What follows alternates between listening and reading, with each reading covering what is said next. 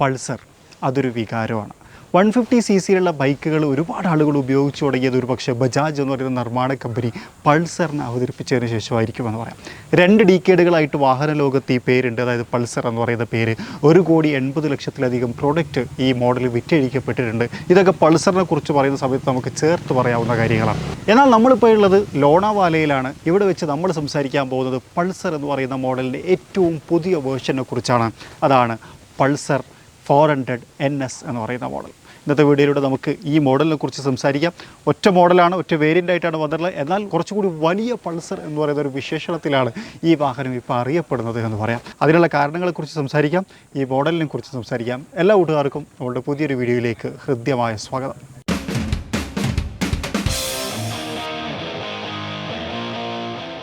ഏറ്റവും പുതിയ പൾസർ, അതായത് പൾസർ NS 400 നമ്മളിങ്ങനെ കാണുന്ന സമയത്ത് എനിക്ക് വളരെ പെട്ടെന്ന് റിലേറ്റ് ചെയ്യാൻ പറ്റിയൊരു കാര്യം എന്ന് വെച്ച് കഴിഞ്ഞാൽ ഡീക്കേഡ്സുകളായിട്ട് തുടരുന്നൊരു മോഡലാണ്. പക്ഷേ തീർന്നു കഴിഞ്ഞാലും അതിൻ്റെ DNA ഇപ്പോഴും സെയിം ആണ് എന്നുള്ളതാണ്. പല ഭാഗത്തും നമുക്ക് ആ ഒരു പഴയ പൾസറിന് അല്ലെ ആ ഒരു 150 PS പൾസറിനൊക്കെ എവിടെയൊക്കെ വായിച്ചെടുക്കാൻ പറ്റും എന്നുള്ളത് ആക്ച്വലി വളരെ നല്ലൊരു കാര്യം. നമ്മൾ മിനി കൂപ്പറിനൊക്കെ കുറിച്ച് പറയുന്ന സമയത്ത് അങ്ങനെ പറയാറുണ്ട്.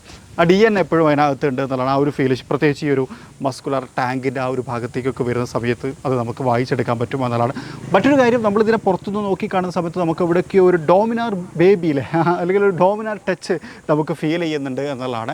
അതിൽ ഒരു കാര്യം കൂടി പറയാനുള്ളത് വെച്ച് കഴിഞ്ഞാൽ ബജാജിൻ്റെ പ്രൂവൺ ആയിട്ടുള്ള 373cc എൻജിൻ ഈ വാഹനത്തിനകത്തേക്ക് കൊണ്ടുവന്നിട്ടുണ്ട്. അത് ഡോമിനാറിലുള്ളത് തന്നെയാണ്. 40 PS പവറും 34 Nm ടോർക്കുമാണ്. ട്യൂണിങ് ഡിഫറൻസ് ഉണ്ട് എന്നുള്ളതാണ്. അതിലൊക്കെ ഞാൻ വരാം. ആദ്യം നമുക്ക് പുറത്തുനിന്ന് ഈ വാഹനത്തെ ഒന്ന് നോക്കി കാണാമെന്നുള്ളതാണ്. ഹെഡ് ലാമ്പിലേക്ക് വരാം. ഹെഡ് ലാമ്പിൻ്റെ ഈ ഒരു ഭാഗത്തേക്ക് വരുന്ന സമയത്ത് ശരിക്കും ഒരു നോസ് പോലെ ഒരു ഫീൽ, ശരിക്കും നേരിട്ട് കാണുന്ന സമയത്ത് എനിക്ക് ഭയങ്കര ഭംഗിയായിട്ട് തോന്നി.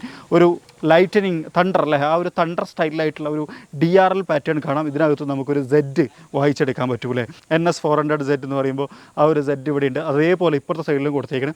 അതിൻ്റെ ഒരു ഫോക്കസിങ് ലാമ്പായിട്ട് സെൻറ്ററിലാണ് നമുക്ക് ഹെഡ് ലാമ്പിനെ കൊടുത്തിട്ടുള്ളത് എന്നുള്ളതാണ്. ഒരു പ്രൊജക്ടർ LED സെറ്റപ്പിലാണ് കൊടുത്തേക്കുന്നത്. അതിലിവിടെ നമുക്കൊരു പിയാനോ ബ്ലാക്ക് എലമെൻറ്റ്, അതിനകത്ത് NS 400 എന്ന് പറയുന്ന ഒരു ബാഡ്ജിങ്ങും കാര്യങ്ങളും ഒക്കെ നമുക്കവിടെ കാണാൻ കഴിയും. അതിൻ്റെ സസ്പെൻഷൻ്റെ ട്രാവൽ അത് ഗോൾഡ് പ്ലേറ്റ് ആക്കി ചെയ്തിട്ടുണ്ട്. കുറച്ച് ട്രാവൽ സ്പേസ് കിട്ടുന്നുണ്ട്. ഓണർ സസ്പെൻഷൻ കാര്യങ്ങളും എങ്ങനെ ഉണ്ടാവും എന്നുള്ളത് നമുക്ക് റൈഡ് ചെയ്യുന്ന സമയത്ത് നോക്കാം.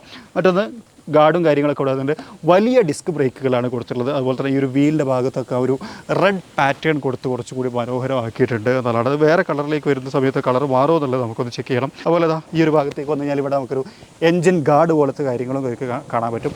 ഡ്യുവൽ ABS സിസ്റ്റം ഇതിനകത്ത് കൊടുത്തിട്ടുണ്ട്, ഡ്യുവൽ ചാനൽ. അതുകൊണ്ട് തന്നെ അതിൻ്റെ ഒരു ബാഡ്ജിങ് നമുക്ക് ആ ഒരു ഭാഗത്തായിട്ട് ക്രമീകരിച്ചിട്ടുണ്ട്. ഇവിടെ ഒരു കൂളിംഗ് സിസ്റ്റം പോലത്തെ ഭാഗങ്ങളും കാര്യങ്ങളൊക്കെ കാണാം. എൻജിൻ ഞാൻ പറഞ്ഞു 373cc, 40 horse power, 34 Nm torque.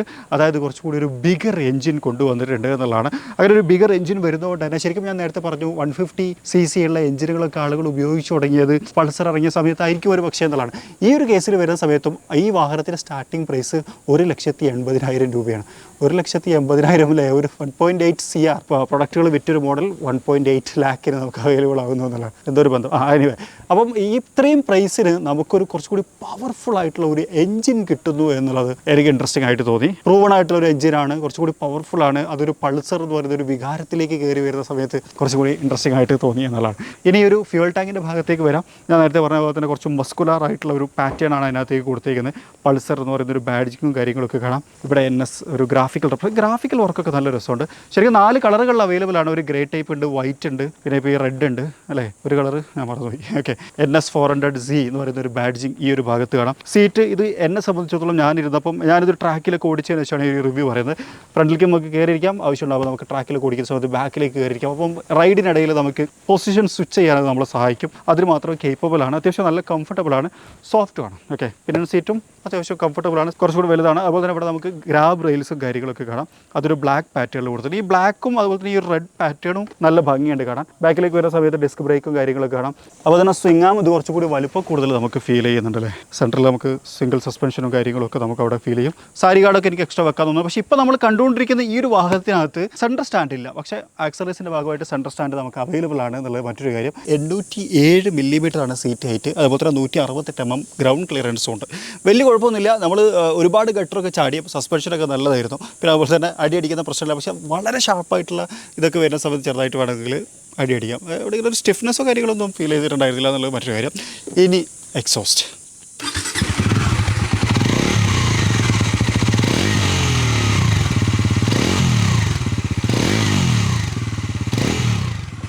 ഇതാണ് എക്സോസ്റ്റ് വരുന്നത്.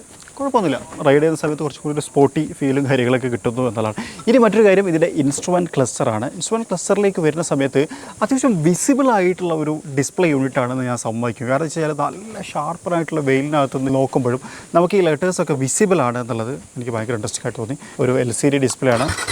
ഇതിനകത്ത് 2 ഭാഗങ്ങളായിട്ടാണ് ഇത് ക്രമീകരിച്ചിട്ടുള്ളത്. ഒന്ന് ഇവിടെ സ്പീഡോമീറ്ററും ആ ഏരിയ കാണാം. തൊട്ടിപ്പുറത്തേക്ക് വന്നു കഴിഞ്ഞാൽ ഒരു അഡ്ജസ്റ്റബിൾ, അതായത് ഇവിടെ നമുക്ക് എന്ത് ചെയ്യാൻ പറ്റും, സെറ്റിങ്സ് ചേഞ്ച് ചെയ്യാൻ പറ്റുന്നതാണ്. ഫ്യൂവലിൻ്റെ ഭാഗം കാണുന്നു, RPM മീറ്റർ കാണുന്നു, സ്പീഡോമീറ്റർ കാണുന്നു. പിന്നെ അതുപോലെ ഇവിടെ മോഡുകൾ, ഡ്രൈവ് മോഡ് സെലക്ട് ചെയ്യാം. അത് സെലക്ട് ചെയ്യൽ ഇവിടെയാണ്. നമുക്ക് മെനുവിൽ പോയി കഴിഞ്ഞാൽ ആണോ, ഇവിടെ connectivity, trip bike, lap timer, Bluetooth connect ചെയ്യട്ടെ. ഇതിനകത്ത് വെഹിക്കിൾ കണക്ടിവിറ്റിയിൽ പോയി കഴിഞ്ഞാൽ നമുക്ക് ബ്ലൂടൂത്ത് കണക്ട് ചെയ്യാനുള്ള ഓപ്ഷൻ ഉണ്ട്. Okay, navigation on the go തുടങ്ങിയിട്ടുള്ള ഫെസിലിറ്റികൾ ഇതിനകത്ത് വരുന്നുണ്ട്. ഇനി വെഹിക്കിൾ ഇൻഫോയിൽ നമ്മൾ എടുത്തു കഴിഞ്ഞാൽ റൈഡ് മോഡ്സ് എന്ന് കാണാം. റോഡ്, സ്പോട്ട്, റൈന്, ഓഫ് റോഡ് തുടങ്ങിയിട്ടുള്ള 3 മോഡുകൾ കാണാം. നമുക്ക് ആവശ്യത്തിനനുസരിച്ച് സെലക്ട് ചെയ്യാം. പക്ഷേ മറ്റൊരു കാര്യം എന്ന് വെച്ച് കഴിഞ്ഞാൽ ഇപ്പോൾ നമ്മൾ ആക്സലറേഷൻ കൊടുത്തുകൊണ്ടിരിക്കുന്ന സമയത്താണെന്നുണ്ടെങ്കിൽ ഇത് വർക്ക് ചെയ്യണം. അതൊക്കെ ഞാൻ റൈഡ് ചെയ്യുന്ന സമയത്ത് കുറച്ചുകൂടി ഡീറ്റെയിൽ ആയിട്ട് പറയാം. ഇവിടെയും കൊടുത്തിട്ടുണ്ട്. ഇപ്പോൾ നമ്മൾ ഏത് മോഡിലാണെന്നുള്ളത്, ഇപ്പോൾ ഞാനത് റൈഡ് മോഡ് ഇപ്പോൾ ഉള്ളത് റോഡാണ്. അത് ഞാൻ സ്പോട്ടിലേക്ക് മാറ്റിയാൽ ഇതും ഇവിടെ മാറും കേട്ടോ. ഈ ആരോ ചെറുതായിട്ട് സ്പോട്ടിലേക്ക് മാറിയിട്ടുണ്ട് എന്നുള്ളതാണ്. അപ്പോൾ അത്യാവശ്യം നല്ല വിസിബിൾ ആയിട്ടുള്ള ഒരു ഇൻഫോർടൈൻമെൻറ്റ് സിസ്റ്റം എന്നൊരു അഭിപ്രായം എനിക്കുണ്ട്. ഇനി ഹാൻഡിലേക്ക് വരുന്ന സമയത്ത് ഒരു കാര്യം പറയാമെന്ന് വെച്ച് കഴിഞ്ഞാൽ ഈ ഒരു ഫ്രണ്ട് അപ്രോച്ച് ഉണ്ടല്ലോ, ഈ ഒരു ആംഗിൾ ഇത് കറക്റ്റ് കിട്ടാൻ പറ്റുന്ന തരത്തിലാണ് ഇതിൻ്റെ ഹാൻഡിൽസിനും കാര്യങ്ങളൊക്കെ ക്രമീകരിച്ചിട്ടുള്ളത്. പിന്നെ അതുപോലെ തന്നെ ഈ ഒരു ഭാഗത ഇതൊരു ജെറ്റ് ഇൻസ്പയർഡ് വേർഷൻ എന്ന് ബജാജ് അവകാശപ്പെടുന്നുണ്ട്. കൂടുതൽ ഡ്രൈവിംഗ് എയറോഡൈനാമിസം പ്രോപ്പർ ആക്കുന്നതിന് വേണ്ടിയിട്ട് ചെയ്തേക്കാനാണ് എന്നുള്ളതാണ് ഞാൻ മനസ്സിലാക്കുന്നത്.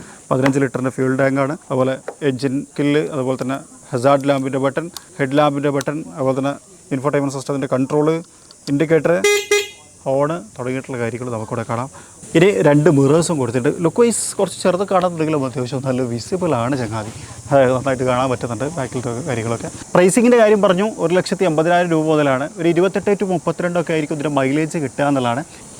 എനിക്കിഷ്ടപ്പെട്ട 3 കാര്യങ്ങൾ പറയാം. ഒന്ന്, എൻജിൻ 400cc, അതായത് 373cc എൻജിൻ. അത് ബജാജിൻ്റെ പ്രൂവൺ ആയിട്ടുള്ള എൻജിനാണ്, അടിപൊളി എൻജിനാണ്. രണ്ടാമതൊരു കാര്യം, ഇതിൻ്റെ പ്രൈസിങ് 1.8 lakh അഫോർഡബിൾ ആയിട്ടുള്ള ഒരു പ്രൈസിൽ 400cc എൻജിൻ കിട്ടുന്നു എന്നുള്ളൊരു കാര്യവും എനിക്ക് ഏറ്റവും ഇഷ്ടപ്പെട്ട ഒരു കാര്യമാണ്. മറ്റൊന്ന്, ബജാജിൻ്റെ സർവീസ് നെറ്റ്വർക്ക് എക്സലൻ്റ് ആണ് എന്നുള്ളൊരു അഭിപ്രായം പലപ്പോഴായിട്ട് നമ്മൾ കേട്ടിട്ടുണ്ട്.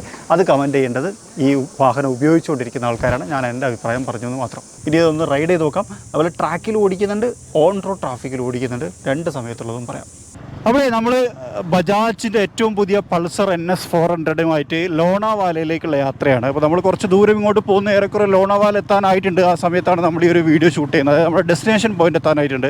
ഈ വണ്ടി ഓടിക്കുന്ന സമയത്ത് ഇനീഷ്യലിയുള്ള ഫീലിങ്സുകൾ ഞാൻ പറയാം. ഒന്ന്, സീറ്റ് ഹൈറ്റും കാര്യങ്ങളൊക്കെ നൈസാണ്. നമുക്ക് എത്ര ദൂരം ഇരുന്ന് യാത്ര ചെയ്ത് കഴിഞ്ഞാലും വലിയ ബുദ്ധിമുട്ടൊന്നുമില്ല. അപ്പോൾ അതിന് ഫ്രണ്ടിലേക്ക് ഇങ്ങനെ താഴ്ന്നു നിൽക്കുന്ന തരത്തിൽ, അതായത് ആ ഒരു ഫ്രണ്ട് ഓറിയൻറ്റഡ് ആയിട്ടുള്ള ഒരു ഡ്രൈവ് പൊസിഷൻ നമുക്ക് കിട്ടുന്നുണ്ട്. അതും ഒരു ഇൻട്രസ്റ്റിംഗ് ആയിട്ടുള്ള ഒരു കാര്യമാണ്. മറ്റൊന്ന് പവർ, നമ്മൾ നേരത്തെ പറഞ്ഞാൽ ആ ഒരു പവർ ഫിഗർ കാര്യങ്ങളൊക്കെ സൂപ്പർ ആണെന്നുള്ളൊരു ഫീൽ നമുക്കിത് റൈഡ് ചെയ്യുന്ന സമയത്ത് കിട്ടും. കാരണം വെച്ച് കഴിഞ്ഞാൽ ഇപ്പം ഒരു പുള്ളിങ്ങും കാര്യങ്ങളൊക്കെ ലീനിയർ ആയിട്ടുള്ള പവറപ്പാണ്.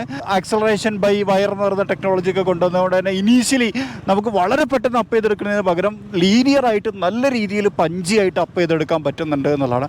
അതും വളരെ നല്ലൊരു കാര്യം. ഞാനിത് ട്രാക്കിൽ ഓടിച്ച് എക്സ്പീരിയൻസ് സമയത്ത് നമ്മൾ കർവ് ചെയ്യുമ്പോഴൊക്കെ നമുക്ക് ചെരിച്ചൊക്കെ എടുക്കുന്ന സമയത്തൊക്കെ നല്ല ബാലൻസ്ഡാണ് വണ്ടി. അതും എനിക്ക് എടുത്ത് പറയേണ്ട ഒരു കാര്യമാണ്. പിന്നെ നമ്മൾ 160 km/h വേഗത വരെ ഇതിനെ എത്തിച്ചിട്ടുണ്ടായിരുന്നു. ആ സമയത്തും ജെർക്ക് ചെയ്യുന്ന പ്രശ്നങ്ങളോ അല്ലെങ്കിൽ കൺട്രോൾ ലോസ് ചെയ്യുന്ന പ്രശ്നങ്ങളോ അങ്ങനത്തെ കാര്യങ്ങളോ ഒന്നും തന്നെ നമുക്കിത് ഫീൽ ചെയ്തിട്ടുണ്ടായിരുന്നില്ല എന്നുള്ളതാണ്. അപ്പോൾ നല്ലൊരു കമ്മ്യൂട്ടർ ബൈക്ക് എന്നുള്ളൊരു അഭിപ്രായം എനിക്കുണ്ട്.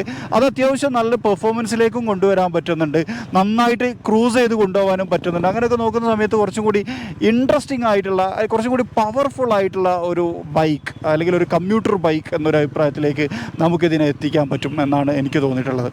പൊസിഷനും കാര്യങ്ങളൊക്കെ നൈസാണ്. പിന്നെ സീറ്റ് നമുക്കിപ്പം ലോങ് റൈഡൊക്കെ പോകുന്ന സമയത്ത് മുകളിലേക്കും താഴേക്കൊക്കെ കയറി ഇരുന്നിട്ട് സീറ്റ് പൊസിഷൻ അഡ്ജസ്റ്റ് ചെയ്യാൻ പറ്റുന്ന തരത്തിൽ കുറച്ച് വിശാലമായിട്ടുള്ള സീറ്റാണ്. അതായത് അത്രയും ഗ്യാപ്പ് അതിനകത്ത് ഉണ്ട് എന്നുള്ളതാണ്.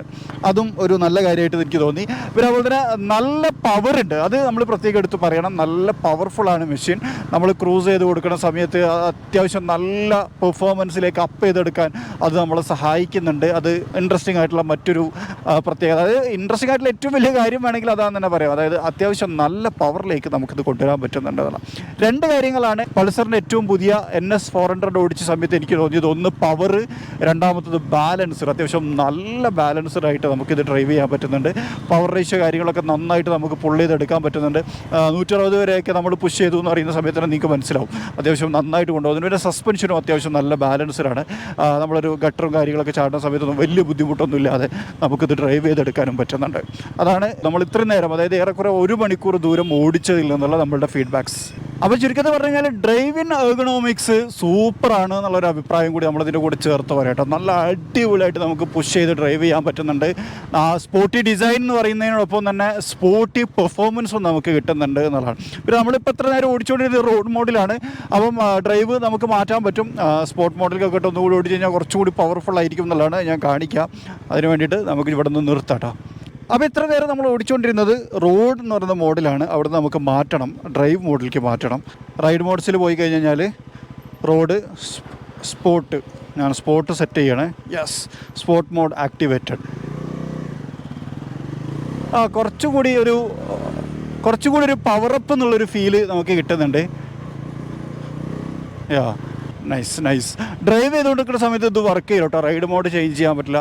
നമ്മൾ വണ്ടി നിർത്തിയതിന് ശേഷം അല്ലെങ്കിൽ ആക്സലറേഷൻ റെഡ്യൂസ് ചെയ്തതിന് ശേഷം മാത്രമേ നമുക്ക് പറ്റുള്ളൂ.